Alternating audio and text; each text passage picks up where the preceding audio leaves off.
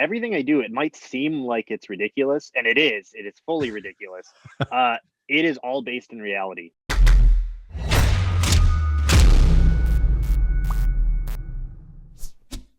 All right, this is a very rare out-of-character interviewhausen with Danhausen. And before we dive into this, I just want to thank our sponsor for this video, Upstart. If you're carrying a credit card balance month after month, just know that you're not the only one. High interest rates make it hard to pay off your debt, but Upstart can help. Join the thousands of people who have made that final payment. Upstart is the fast and easy way to pay off your debt with a personal loan, and it's all online. Whether it's paying off credit cards, consolidating high interest debt, or funding personal expenses, over 500,000 people have used Upstart to get a simple fixed monthly payment. So unlike other lenders, Upstart looks at more than just your credit score. They look at things like your income and your employment history, and that means they can offer you smarter rates from trusted partners. With a 5-minute online rate check, you can see your rate up front for loans between $1,000 to $50,000, and you can receive your funds as fast as 1 business day after accepting your loan. Find out how Upstart can lower your monthly payments today by going right there to upstart.com/CVV. That's upstart.com/CVV. And make sure to use our link so they know that we're the ones who sent you there. One more time, it's upstart.com/CVV. Well, what a pleasure to be joined by the very nice, very evil Danhausen. Yes, hello. Now, Danhausen was promised that you are going to use very expensive, very evil CGI and voice-changing technology, so we do not startle the humans listening to this. Is this correct?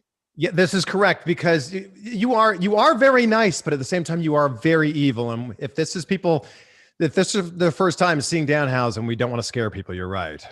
Precisely. So we shall start it in 3, 2, 1. Oh my goodness. Wow. Look at this. Beautiful human makeup that you have here. Oh, wow. Well, it's thanks to you and your expensive graphics. Very expensive. It's such a pleasure to have you on. Thank you so much for doing this. Yes, of course. Thank you for having me on. I'm excited to do this. Man, look at this background behind you here. This looks like a lot of money. Yeah, it is. It's Ethan Page's fault. So you have X-Men, you have Spider-Man, and these are all mint on card. I don't know if they're mint, but they're on card right now. How did Ethan Page get you into this world? So I used to be in this world, and then I got out of it, and then I started seeing some new figures come out that were Spider-Man villains, and I was like, oh, these are cool. And I sent him, he had been posting them here and there, and then I started slowly texting him pictures of going, this is your fault. He's, dude, you got to get this one. You got to get this one. Oh no. And I was like, and then before I knew it, I have a wall full again, and then and then some. Man, so. you are riding a huge wave of success right now. So congratulations to you on that. Thank you. I mean, that's solely based on me being lucky and having people who want to promote me, which is wonderful. Well, I mean, it really dates back to you wanting to promote yourself. It's not just people wanting to promote you. Like, you've done a great job of crafting this character, and that's really why you've been so popular. Yeah, well, I mean, if you're not going to do it, no one's going to, if you at least don't get the ball rolling and then put yourself out there. So it's kind of just taking the risk, and then hopefully people catch on and want to help. The first time that I met you was at Ronin Pro Wrestling in South Florida, and you in the ring looked very much like how you look right now. You were Donovan Danhausen. Yes, you were nothing like this. Yes, you were nothing like this character that you're playing now. You were an indie wrestling guy. So I'm really curious to follow the path of how you went from that guy to the guy that you are now. So I would say frustration and uncomfortableness. As much as like this character is out there and weird, this is way more naturally me than me trying to be a tough guy and coming out and pretending I'm going to beat everybody up. I'm like, that's not me. So that felt super unnatural to do. And that was trying to just find myself and not working. It was just striking out like constantly. I'd get like good matches here and there, but like it just doesn't matter until you're comfortable and find what you actually want to do. Yeah. How would you describe that previous character? Tattooed beard indie wrestling guy. Like it's just literally the I don't know. Like it's the standard, I think, on the independents is kind of like that's how you start out as. Um and then you just emulate the guys that you're watching at the time until you figure out what you actually want to do and what you are doing. So how did you like transition? I mean, this is a big transition, right? To go from tattoo bearded indie guy to Yeah. being, I don't even know how you want to describe. How do you describe Danhausen? So how do I describe? I don't know. Some people have said it's kind of like if John Waters got bit by a vampire, if Conan O'Brien got possessed by a demon. Um, I've heard those two. That's probably the closest you can get to it in just trying to describe what it is. It kind of just is what it is. Um, I don't have like a set thing of what Danhausen is. It's just Well, kind I of mean, you open do. for It's very nice, interpretation. very evil. Yeah, actually, that's true. That's what It it just is. feels like if you were to look at these two characters, they don't seem to have any similarities at all. So I'm curious how you went along that path of going from Danhausen to Danhausen. Yeah. So, side note, there's always been Simpsons jokes incorporated. Love it. Because I Love used the it. moniker as Donovan Danhausen. I used Kid Gorgeous, which is from the episode "The Homer They Fall," where Mo Sizlak he has the nicknames as a boxer. So those actually stuck through, and now they're just fully amped up. If I feel like doing them, but yeah, it was being the indie guy. Again, it didn't matter what I was doing. I was having fine matches. I was getting good opportunities, but no one cares really. I'd wrestled Johnny Gargano at like right at the beginning of my career, which was awesome. And then that followed with me wrestling Ricochet in Texas, like almost right after. And I was like, oh, this is great. And again, I can have good matches with those guys because they're amazing, but no one cares because I'm just another dude. Um, so that carried on for like I always mess up the timeline here. I don't know, probably 4 or 5 years of me just doing shows here and there as a guy, trying to figure out what I do and it not working sometimes. Sometimes it'll kind of work. I'll get a little bit of momentum.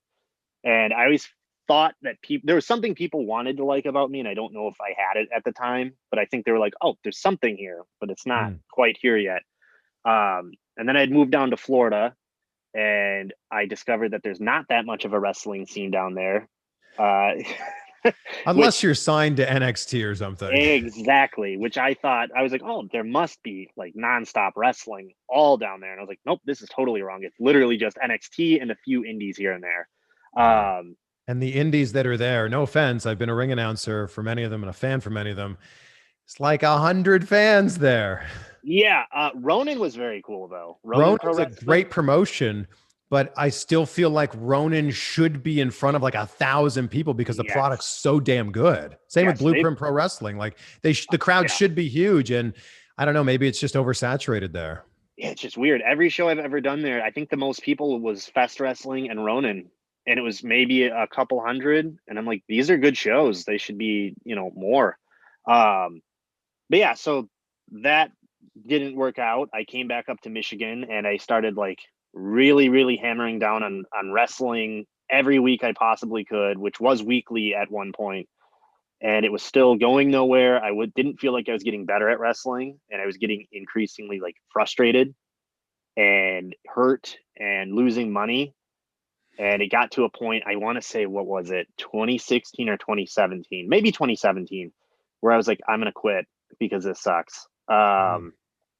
And I decided, I was like, well, before I quit, I will give this one more like real go of me doing literally whatever I feel like doing and seeing if it pays off, because at that point it's on me. It's not just someone saying, hey, do this, try to be this character, do whatever, and I'm unhappy with it. It's like, at least this way I go and happy if it fails. Um, and I switched it over to a horror based character, like full on evil. No nice part of it. I was just straight up horror movie, taking influences from like Texas Chainsaw Massacre, Hellraiser, just literally anything I grew up on and what I liked, and switching up my makeup based on whatever show I was doing. Like I did a They Live makeup one time. I think that's what I started with. And then I would just switch off and do different like band makeup if I wanted to. Like I did from this band called Converge. I did their Jane Doe makeup for a while from an album they put out, and I did Integrity makeup. This band called Integrity from Cleveland, and I just kept switching it up. And then eventually I landed on the Pazuzu makeup from The Exorcist for a Halloween party that I had gone to that year. And then I was like, well, this one's kind of cool. I'm going to try to morph it and make it my own thing. And then that's the one I stuck with because it was the easiest to do. It was the quickest to do. And then people had started drawing that one. It like for whatever reason, that one caught people's eye. And I was getting tons of fan art with it. And I was like, well, this is probably the one I have to stick with. I'll keep evolving it and making it my own thing. And then I slowly did. But we did the evil thing for probably a good year at AIW with the production. And it was working. It was definitely catching on. But the horror crowd is also niche, like a very niche crowd with the wrestling crowd. So they just combined two relatively small fan bases. And I was like, well, this needs to evolve more. So that process took a lot, probably, like I said, about a year. And then I had gotten booked on old wrestling where you pretend it's the 1920s. So I took inspiration from Shadow of the Vampire, where Willem Dafoe thinks he's a vampire. And he's on set playing Max Schreck playing Nosferatu. And I think at the end of it, he actually is a vampire. But I took the beginning of that idea. Yeah. And I was like, I will play a guy who thinks he's a vampire wrestling. And I was like, cool, this is fun. And people are laughing at it. And the videos I'm putting out for this are doing notably better than the ones that take hours to make and are serious with my friends, where I'm staying up until 2 a.m. and then editing them as well. So I was like, well, let's try to mix that a little bit into my current character and see if the humor added in gets the ball rolling a little bit more. And it did. And then that really, I think, cultivated with me wrestling Effie, because Effie was like, let's do weird stuff. Let's have fun with it. And then I had taken inspiration from Texas Chainsaw Massacre 2 with my promo with him, where I was just full on off the wall goofy with it, but in character. And that took off. So I was like, oh, well, we're going to roll with this because this is way more fun. It's easier and it is definitely working better. If we take a deep dive back in your YouTube channel, and by the way, anyone that's watching this on YouTube right now, subscribe to Danhausen. Love that Danhausen. The link is down below in the description. Give Danhausen all the subscriber housens. Did I do that right? Yes. Subscriber housens. Yes. Yeah. But if you take a deep dive back there, like this was quite the horror gimmick. Like you're there with like blood on your face. You're wrapped in like plastic. Like it was like American Psycho almost. Yes. So there's definitely influence from that. I would just take inspiration from like different horror movies and kind of created like a culty character sort of, which is why I love that Danhausen came out, because it was just like, oh, well, cult leaders, like a lot of times they'll try to play them off as just scary guys. And I'm like, have you ever seen a cult leader? They're usually very likable and bright and fun and charismatic. And I'm like, you guys approach this kind of wrong. I'm like, I don't think you know what a cult is. Like, you're supposed to get people to like you. You're not supposed to scare them away. So that's when I had transferred it to a little bit. I was like, oh, well, we should be very nice. So that way we can trick the people and get them to like the evil character. So that's very nice, very evil is 100% an evil person. It has to pretend to be nice to get other people, his followers, to like him. When you say you were doing a horror gimmick at the start, are we talking like Kane, Abyss, like that type of horror? So no, not necessarily. Kane is definitely an influence, because that's the first memory I have of wrestling is Kane ripping off the door at Bad Blood. And I'm just like, oh, visually, this is great. Like as a kid, I was like, oh, I remember there was no action figures of him at the time because he had just came out. And I was like, why are there no toys of this guy? He's the coolest wrestler. I still think he's visually the coolest wrestler. Like, but yeah, no, it was, I want to say weird. It wasn't necessarily like Kane. Like I was definitely not like a powerhouse like Kane or Abyss. So it was just me cheating. I was using the spike because I was also trained by Jimmy Jacobs. So that was kind of like an ode to him. And I was like, I can do weird stuff with the spike. It's kind of horror movie-esque. I can film weird vignettes with it. So that was more based was I was putting out vignettes as the horror character that were based on horror movie scenes. So it's kind of putting out my own storyline because if you're not going to do it, no one's going to do it.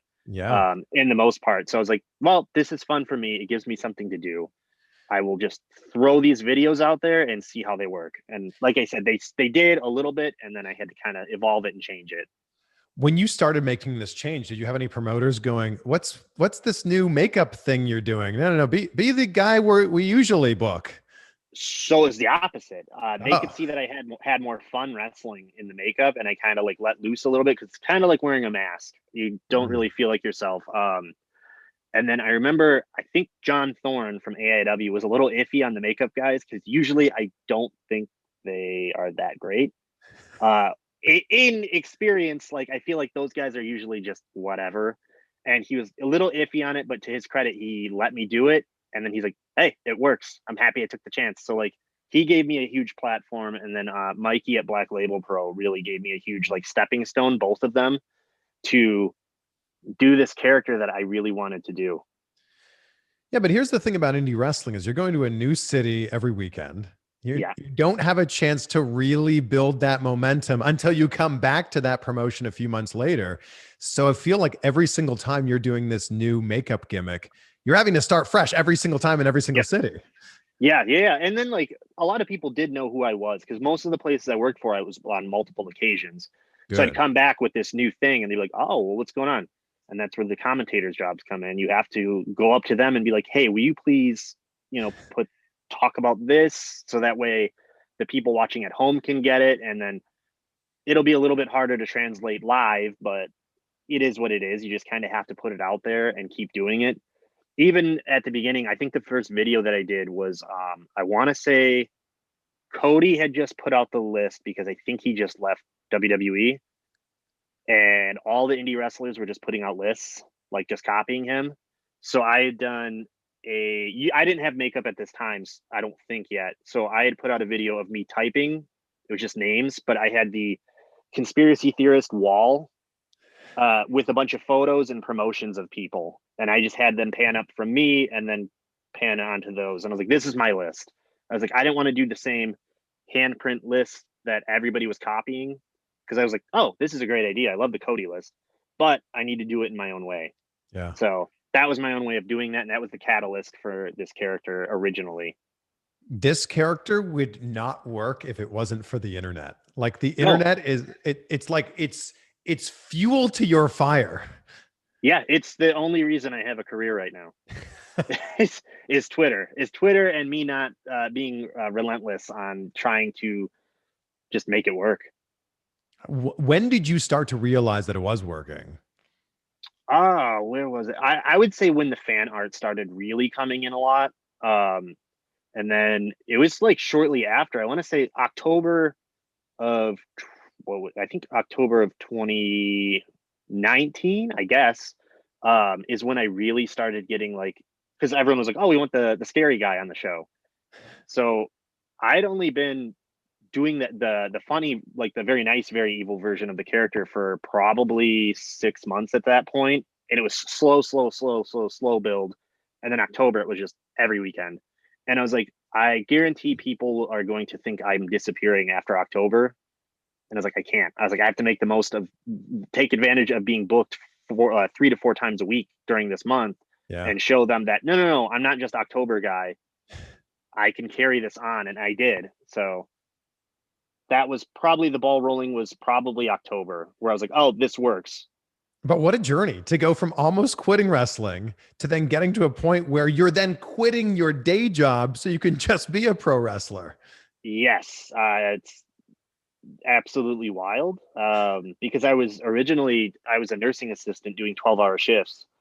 So I would go do my shows and then usually get home at 2 or 3 in the morning and have to wake up at 6 and go work for 12 hours.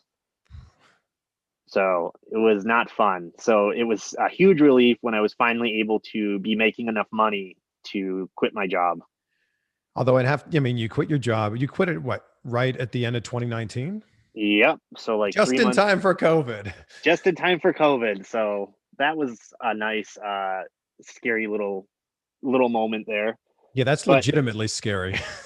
yeah, luckily I had been trying, and I did like build up my fan base enough and tried like padding my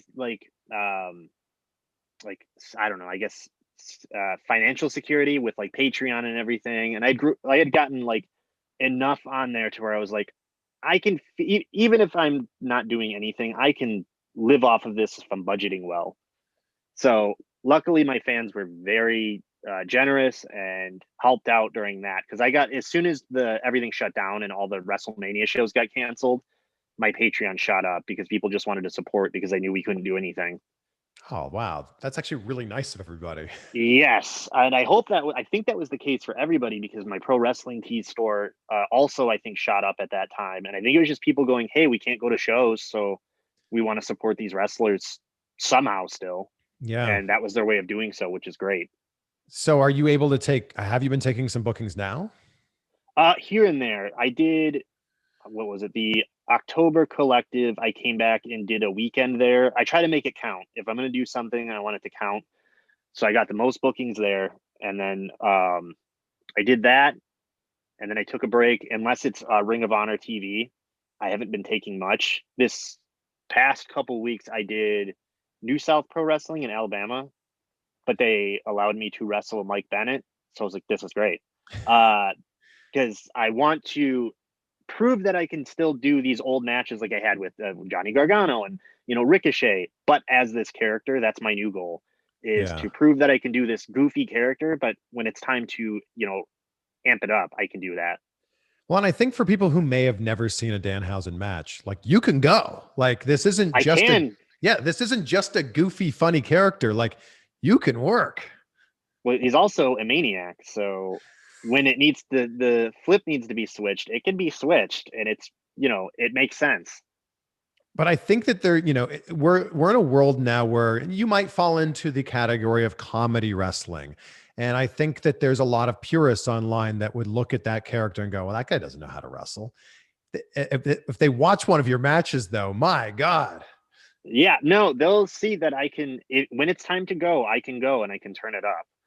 It's just most of the time it's not necessary, or like I don't. Well, I don't want to say it's not necessary. That makes it sound like I'm just not doing it. But I'm always going, going, going. It's just usually people will just see the tequila dance and they'll go, "Oh, this is all of what he does," and I'm like, "No, no, no. That's literally like a minute of a match, and Yeah. that's it." Yeah. That's usually the only really like goofy thing I do, and I don't even do it all the time. Yeah. It's just it gets videoed and gift all the time, and I'm like, Yeah. well, there you go. Well, now you're signed to Ring of Honor, and I'm curious to know what the path looked like to start those discussions with Ring of Honor. So that was thanks to Alex Shelley, because I had rode with him to AIW a couple times, and we really bonded like on the car ride. And he just saw that I was working hard. He liked what I was doing. He was like, "This is different. This is something ROH needs." And they had already booked me a couple times at this point, just based off me being weird and different. And they've allowed me to be Danhausen like full on without changing anything, which I've been very thankful for, because it does. If you try to change it, it doesn't work. Like you just kind of have to let me be me, and I'll work within the perimeters, but you can't be too far off from what it is.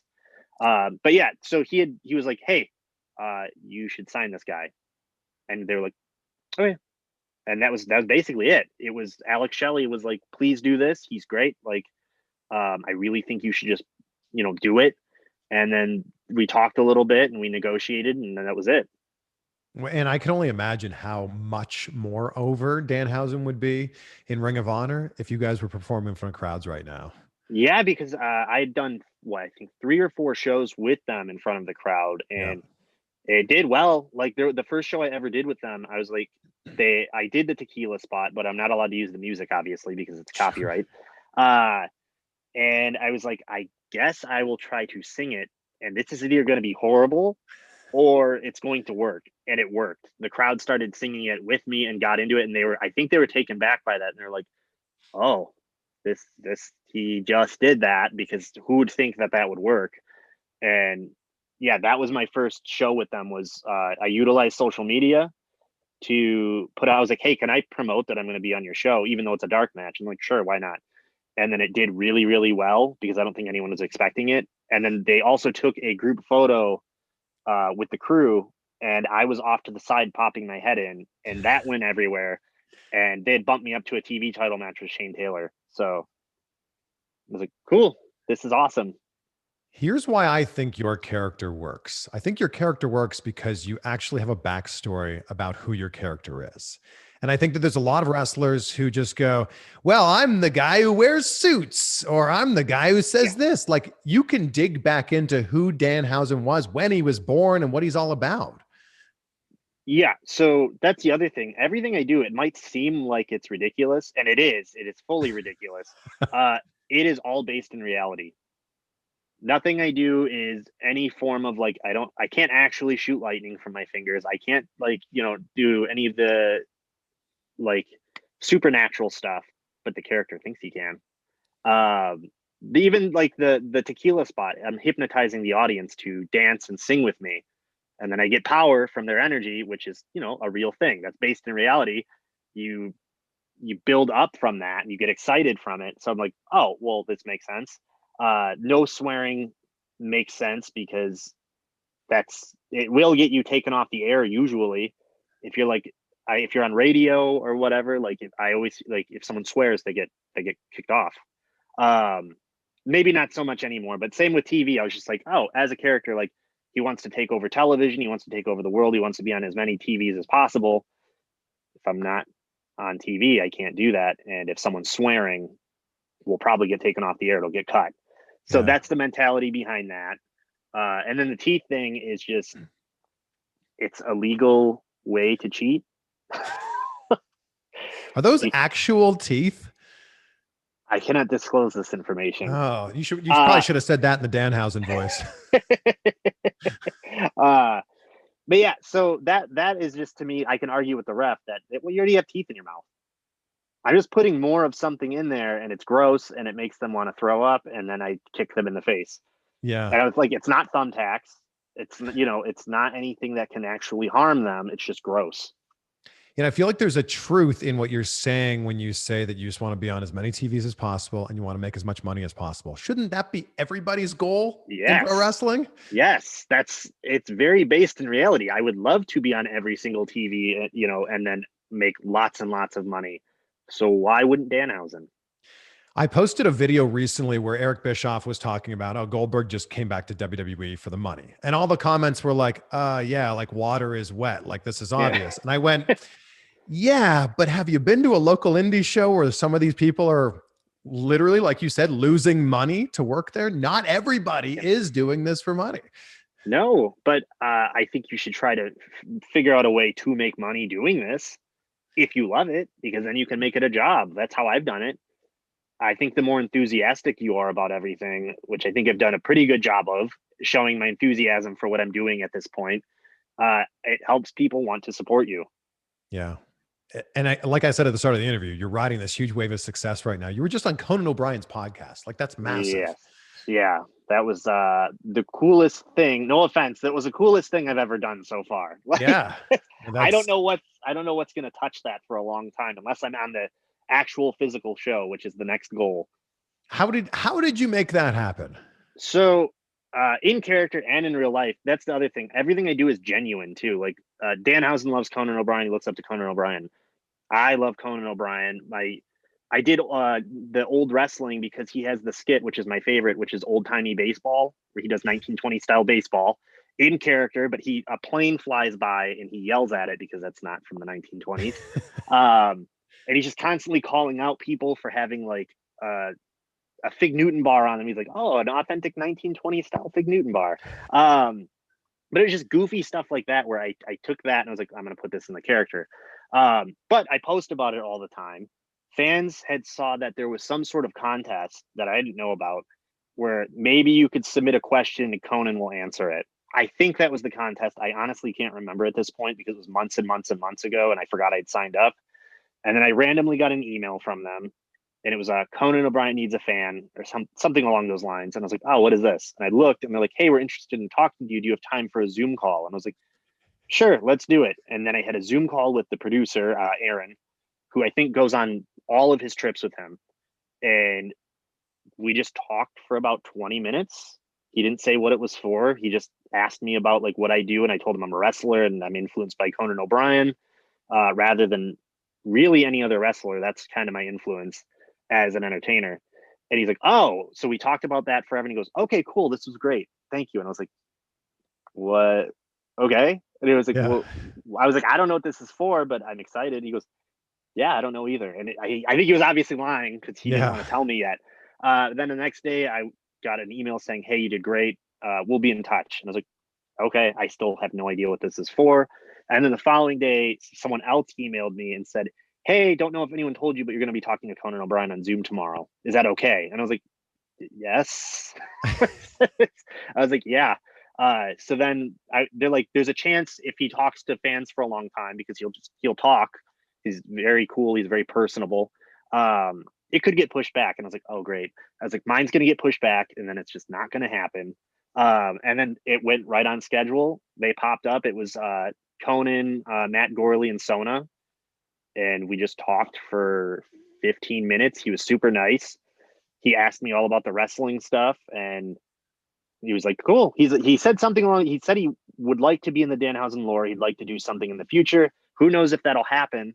But I was making him laugh, which was crazy to me, and he seemed to love it. He was housening things and all of that stuff. So I think that if someone saw a photo of Danhausen and you said, "Oh, that guy's inspired by Conan O'Brien," you'd be like, "Hold on. Did you show yeah, me that guy? You show me the right yeah. photo?"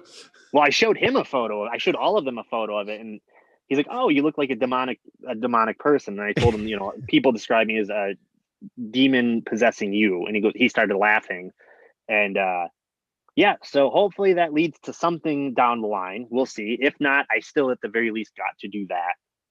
I mean, that's super, super cool. Like that's something you can hang your hat on for the rest of your career. That's Yep. amazing. If I do nothing else with Conan, I talk to Conan. That's right. Is your chest tattoo tied into your face makeup in any sort of way?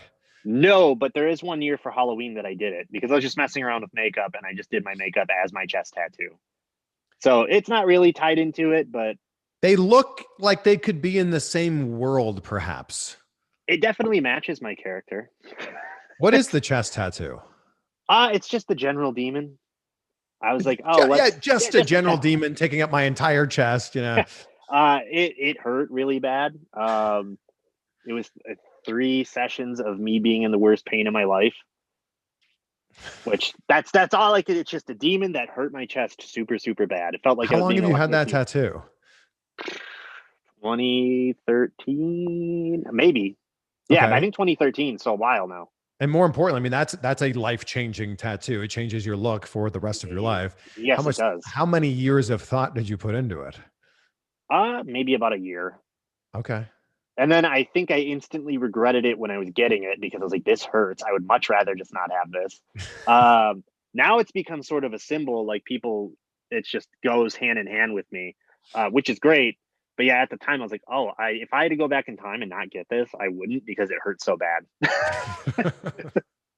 I think the biggest trademark thing about Danhausen is the voice. So where did the voice come from, and how many different iterations were there before you found this one? So before I found this one, I would say even last year, I'll go back and watch old videos of me cutting promos, and I have just a 10 of a deep voice, and that's it. Um, and then this one just came from me liking voice acting. Conan does like voices as he's doing skits. He'll just say something weird. So it definitely came from that. I'm a huge fan of The Simpsons. The Monarch is a huge influence from the Venture Brothers, definitely, because he's trying to be evil, and he is evil, but he sucks at it. So that's an influence. And then Mark Hamill from pretty much everything, but specifically the animated series of Batman. So are you like walking around your house doing these different voices, like trying them out on your wife? No. Usually I try to spare her from that. I'll do it in the car though. Like if I'm trying to think of something fun to do later in the day, I'll cut promos by myself in the car, which is something that I kind of heard William Regal say. I think he says, stand in front of a mirror and cut promos and make facial expressions. But I was like, I'll just do it in the car while I'm driving because it would happen a lot on long drives to shows. But now, would you record these? Because here's the thing: everybody, hears their voice and goes, "Oh, that's what I sound like" when they hear a recording. So would you record these and then go, oh, that sounds better or worse than I expected? I think it was experimentation, just filming the videos and then hearing it and going, I should tweak this a little bit. Because even like 6 months ago, my voice was slightly different. I think I'm now just actually getting it, where it's like a consistent voice every time that kind of goes in and out between the evil voice and the goofy voice. Because you can't talk evil all the time. One, it doesn't trick people, and two, it hurts. I also, it hurts your voice. Okay. Eventually, there was I did a sale on Cameo for one of the first Ring of Honor tapings I did, where I bumped it down. I was like, this, I'm so bored. I was like, I'm gonna bump it down to like, I think I bumped it down to $5 or like $10 or something. But I think I did 800 of them or something like that. No. And I literally felt like I was going to throw up from doing the voice all day. It was just whatever. I don't know. There's probably some secret for actual voice actors who know how to not do this. But I was just like, oh, this was a mistake. Wow. We had the world's best voice coach on a few months ago as a guest, and he was giving all kinds of tips on how you can save your voice. I will have to go back and watch that then. Yeah, Roger Love. He's the greatest voice coach in the world. Yeah, that's actually something I should probably research and do now that I'm doing a voice almost every day. Well, especially, I mean, this is your livelihood, right? Like, yeah. My not voice unlike being the lead singer of a band or something like that.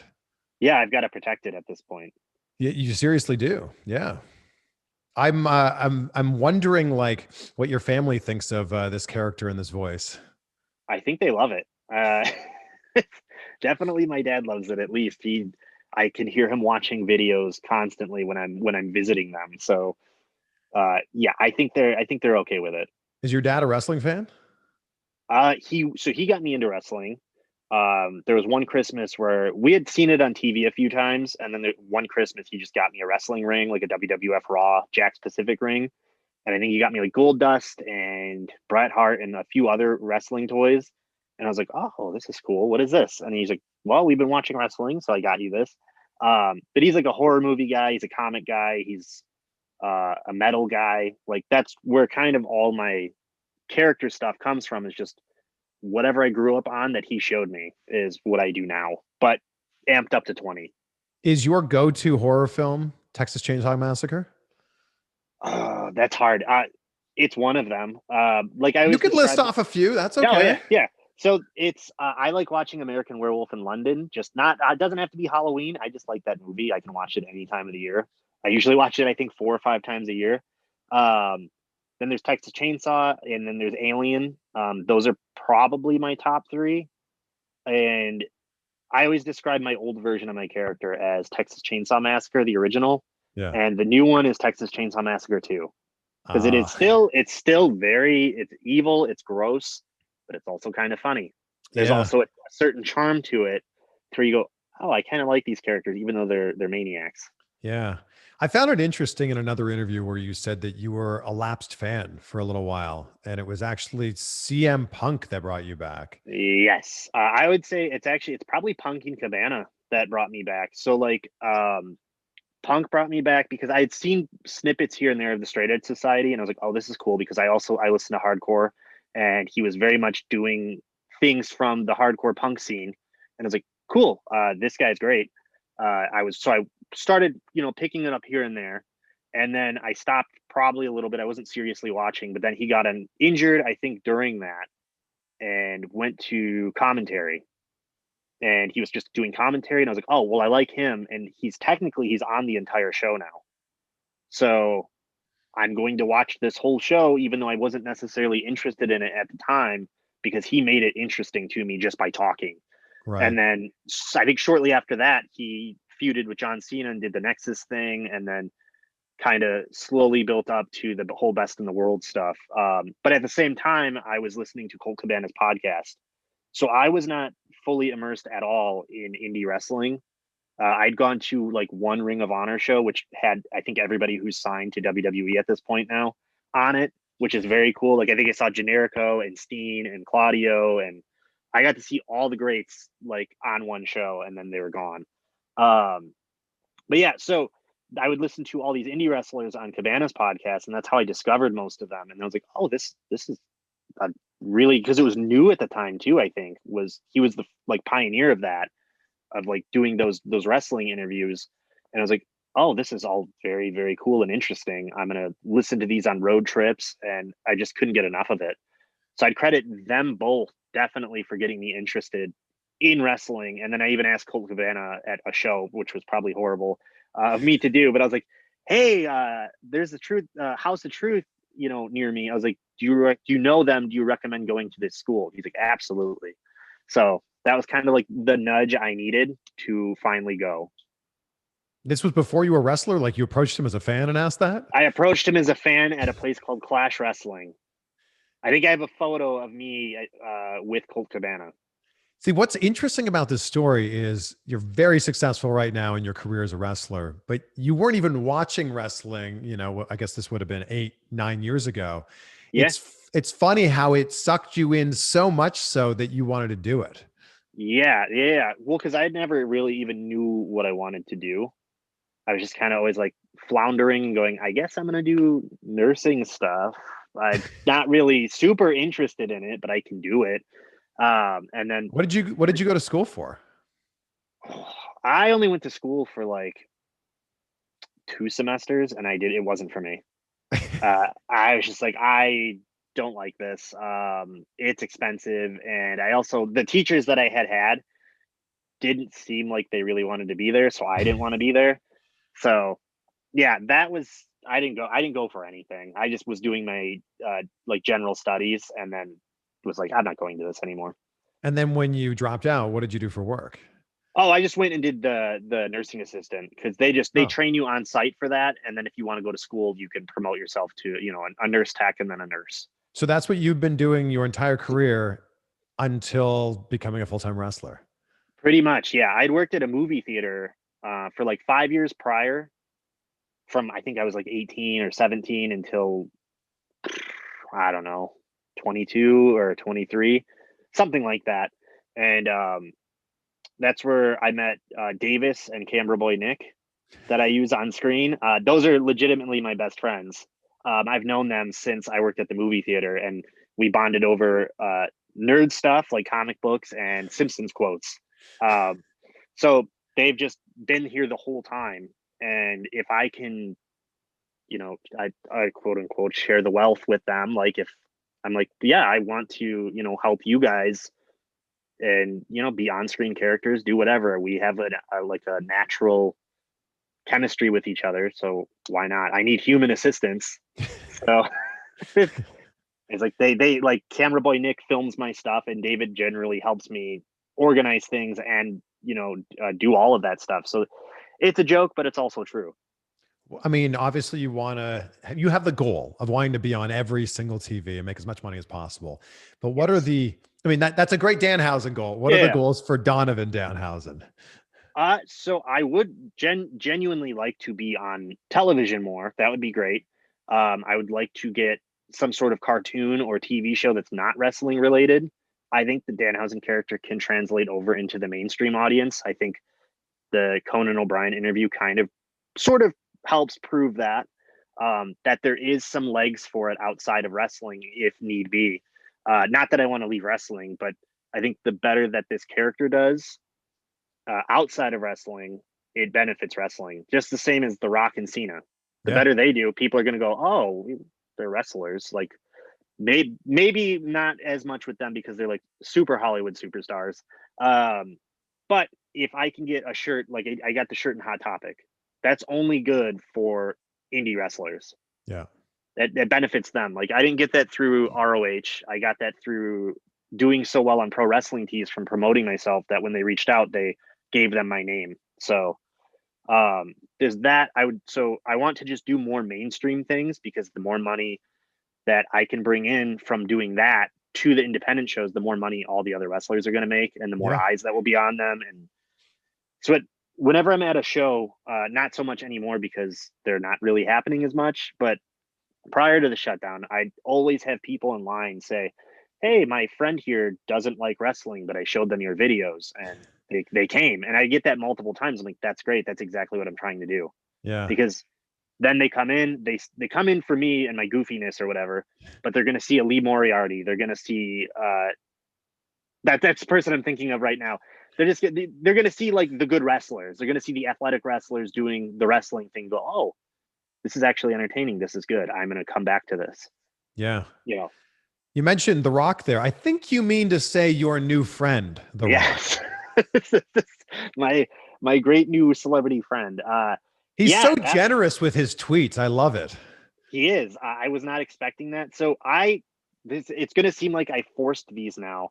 But I still have to film the last one, but I had done a video for each of the drinks. I just hadn't released them yet. And that one made me laugh a lot. So I put it out like right away.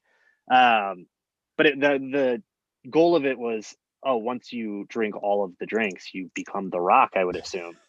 It's kind of like the Infinity Gauntlet.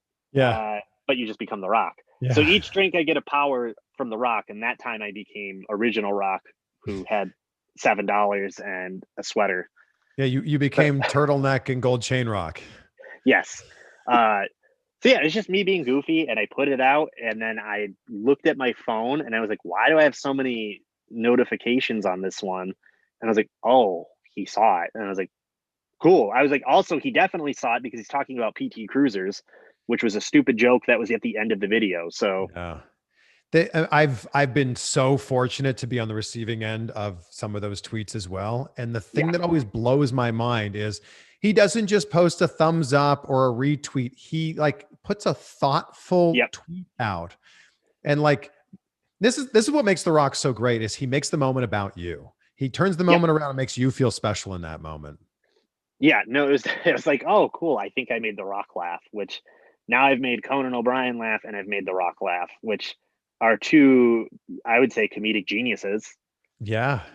So if I can make them laugh, I should theoretically be able to make anybody laugh. Well, I think you made everybody laugh with your picture with John Cena, which looked like this.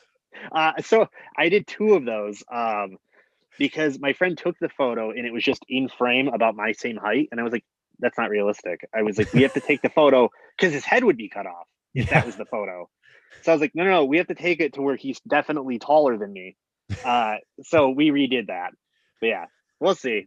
Hopefully one day I'll just pop up on John Cena's feed randomly. That would be fun. Oh yeah. His Instagram feed is just, I mean, that seems like the perfect place for Danhausen to be. Just pop up. That'll be it. Because I bought the book genuinely. I have to go do these TV tapings and we're stuck in a hotel room and we can't leave for almost a week. And I was like, oh, John Cena put out a book. I think I saw Bailey and Cesaro post about it. And I was like, cool, I'll go buy it. So yeah, I was like, I just want to read it. He's successful. Yeah. I want to know what he has to say. Yeah, his book's all about just giving great advice, which is, well, it's funny that his Instagram feed is so wild, so weird, and his Twitter feed is so serious, like filled with great advice, which is what his book is. So what's the best advice that you've received in your career? I feel like I'm not trying, I swear I'm not trying to name drop. I met Sami Zayn once at an Evolve show. This was when I was still doing just tattoo guy thing. And I was doing a tryout. But I did the thing where I was probably annoying, but I went up to him and I was just like, hey, like, I think you're great. Like, he's someone I genuinely look up to in wrestling. I think I don't know him personally, but he seems like a really good person with the whole Sammy for Serious stuff. He seems like he's trying to use his platform for good. But I was just like, what advice do you have for like a wrestler, like just in general, like trying to do things? And he's like, honestly, he's like, do every show you can. He's like, do the bad ones, do the good ones. He's like, but the bad ones are kind of as important as the good ones because that's where you're going to learn them. You're going to learn the most. And he's like, just do the random ones too, which is why I took the risk on doing old wrestling, which in turn kind of helped snowball this character into something goofy, which worked way better. It's why the tequila dance came about. I took that advice from him years later. I always remember it. And someone had asked me, hey, do you want to do the show? It's in a bar with no ring. And I was like, how am I going to do that? Like, especially with this character. And I was like, let's do it. It's a challenge. And it was me versus PB Smooth, who's 7 feet tall almost. And he's like, what do you want to do? And I was like, well, beat me up the whole match because you're way bigger than me. And I don't have a ring to really utilize to, like, jump on you or whatever. I was like, I can do the Pee Wee Herman dance on the bar, and you'll be like, what are you doing? And I'll kick you in the face, and then you just beat me up more. And he's like, okay. And then that kind of went viral, not viral, but kind of viral. And then it just kind of caught on. And then the teeth thing came from just doing a show. Again, it was just like end of the week. I need a Sunday show. Let's do it. And I wrestled this guy, Bobby Beverly, and I did the Daniel Bryan surfboard stretch where I just pull his face up, and I got a photo of it. And on Monday at work, I was like, well, I need to post something that I wrestled this weekend. And I was like, I'm trying to take his teeth. And that was it. And then it just turned into, hey, you should feed people teeth. And I was like, oh, that's a good idea. So I was like, that's a weird thing. I'm doing this horror character. Yeah, sure, I'll feed people teeth. They're gross. They're nasty. So those three major things came from listening to that advice that he gave me. I mean, your character's evolved so much. I feel like your character is going to continue to evolve over the next 6 months, year, and then several years after that. Yeah, I think so too. So yeah, that's I think we strayed off, but that's my goal is to become more mainstream to help out indie wrestling and wrestling in general. Do you ever fear that you might run out of content? Yes, but I just don't. I don't know. Like, so this hits me every so often where I'm like, what am I gonna do? Like, what can top this? What can top this? And then something happens, and it just does. I think as long as I stay true to what I'm doing and have fun with it, I'm going to just have content. Because all my stuff is just me reacting off real life things, and real life doesn't stop. So I should theoretically always have content. You should just make a reaction channel on YouTube. Yeah, I feel like I'm already on the internet too much. I get it. I'm with you. Yeah, I think what makes works. your promos so great though is they don't seem scripted. They literally maybe you have a direction for where you want to head, but they're not scripted. Yeah, they're not scripted at all.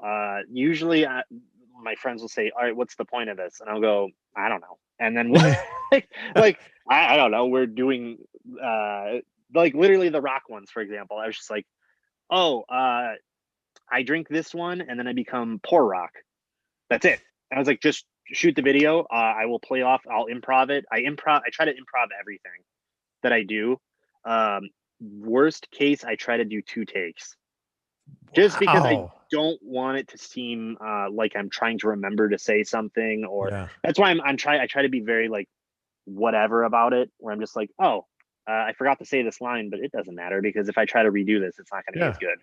Yeah. So, and then I usually will just post edit it in because my character is an idiot. So like, I could just throw the graphic if it's a match graphic or whatever at the end, and I'll just talk over the match graphic and just do the correction there.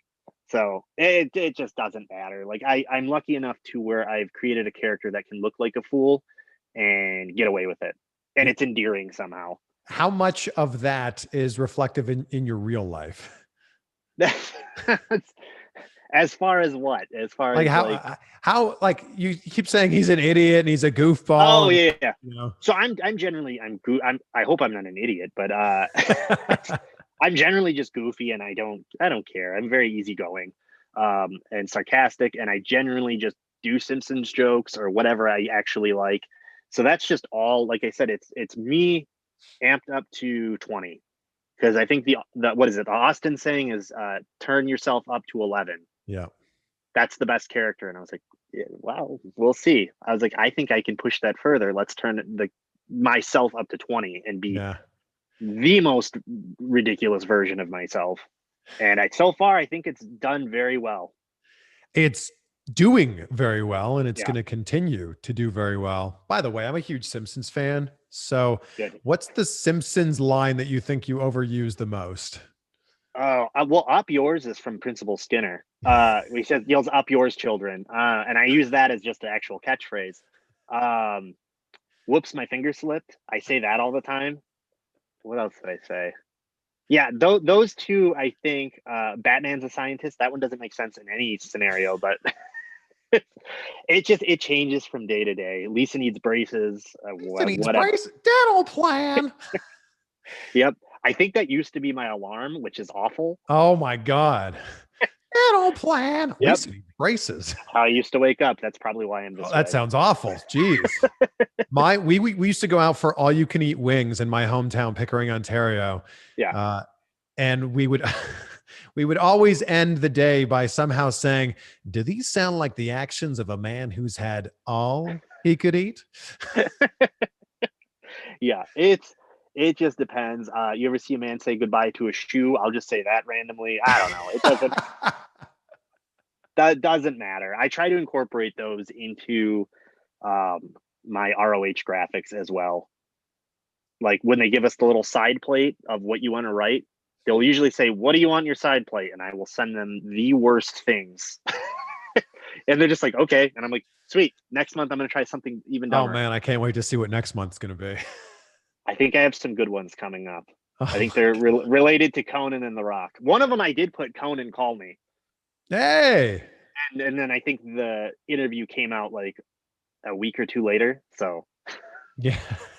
I knew I already had it at that point, but I'm really excited to see where this path leads you. And I'm so happy for the success that you've had. Like from knowing you, man, I think the first time I saw you in the ring would have been 5 years ago, 4 or 5 years ago. Yeah.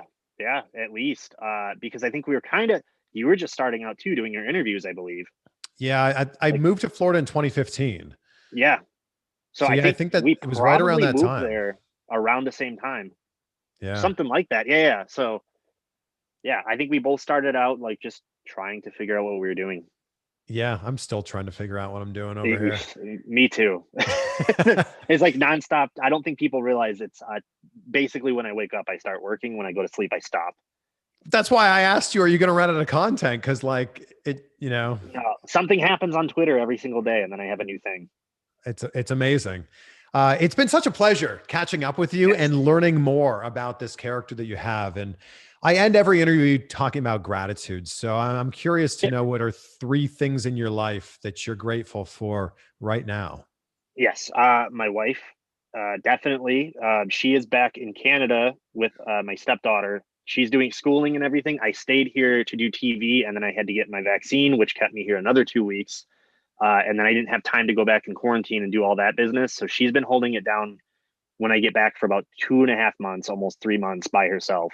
Wow. But she's definitely, I'm very grateful for her. She very encouraging. My parents and my sister are great. They constantly have supported me, even when I was not successful at this. But they're always like, no, you're doing great. They come to all my shows whenever they could, and my dad buys all of my merch. I try to not let him. I try to just give it to him, but he'll just buy it sometimes. And then, I'm going to do 4 on accident. Okay. There's Davis and Nick. If without them, I would not have this career. They've helped me. They've stayed up until 2 a.m. filming things with me, just so I can have stuff to put out there. Without them, I have nothing. And then my fans, because literally without them, I have nothing. Yeah. They are so supportive, and they literally repost and retweet almost everything that I put out, which I think is noticed by people. So yeah. I'll use the very expensive CGI and voice modulator, but what do you think are 3 things that Danhausen is grateful for? Money. Definitely money. Evil power. And fame. And his famous friends, Conan and The Rock. And hopefully John Cena and Stone Cold, Cold Steve.